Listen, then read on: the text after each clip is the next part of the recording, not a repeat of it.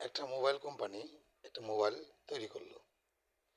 তখন দেখবেন মোবাইলের একই কোম্পানির মোবাইল চার্জার বা যন্ত্রাংশগুলা অন্য কোম্পানির চার্জার বা যন্ত্রাংশের সাথে মিলে না।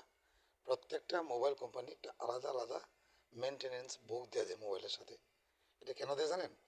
কারণ ওই প্রস্তুতকারক কোম্পানি জানে ওই মোবাইলটা কিভাবে মেনটেনেন্স করতে হবে।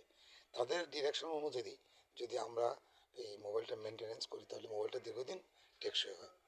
ঠিক তেমনি এই মানুষকে সৃষ্টি করেছেন আল্লাহ।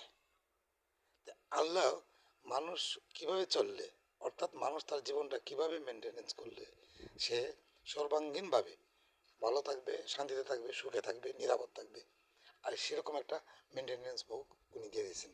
সেই মেনটেনেন্স বুকটার নাম হচ্ছে আল কোরআন।